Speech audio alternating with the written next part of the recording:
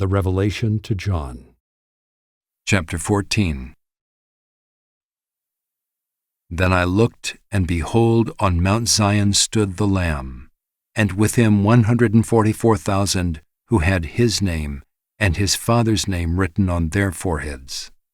And I heard a voice from heaven like the roar of many waters, and like the sound of loud thunder. The voice I heard was like the sound of harpists playing on their harps, and they were singing a new song before the throne and before the 4 living creatures and before the elders. No one could learn that song except the 144,000 who had been redeemed from the earth. It is these who have not defiled themselves with women, for they are virgins. It is these who follow the Lamb wherever he goes. These have been redeemed from mankind as firstfruits for God and the Lamb, and in their mouth no lie was found, for they are blameless. Then I saw another angel flying directly overhead, with an eternal gospel to proclaim to those who dwell on earth, to every nation and tribe and language and people. And he said with a loud voice, "Fear God and give him glory, because the hour of his judgment has come, and worship him who made heaven and earth, the sea and the springs of water."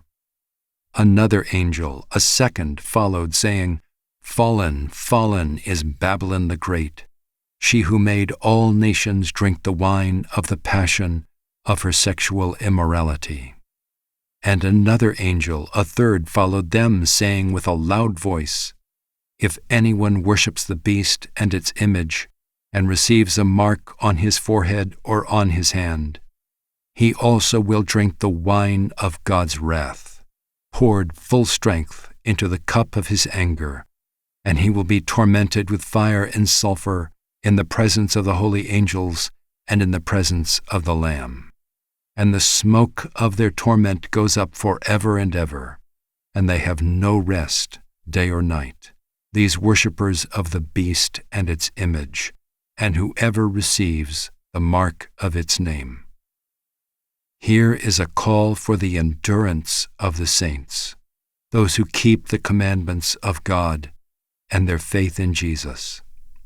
And I heard a voice from heaven saying, "Write this: Blessed are the dead who die in the Lord from now on. Blessed indeed, says the Spirit, that they may rest from their labors, for their deeds follow them." Then I looked, and behold, a white cloud, and seated on the cloud, one like a son of man, with a golden crown on his head, and a sharp sickle in his hand. And another angel came out of the temple, calling with a loud voice to him who sat on the cloud, "Put in your sickle and reap, for the hour to reap has come, for the harvest of the earth is fully ripe." So he who sat on the cloud swung his sickle across the earth, and the earth was reaped.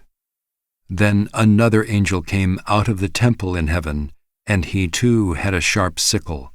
And another angel came out from the altar, the angel who has authority over the fire, and he called with a loud voice to the one who had the sharp sickle, "Put in your sickle, and gather the clusters from the vine of the earth, for its grapes are ripe."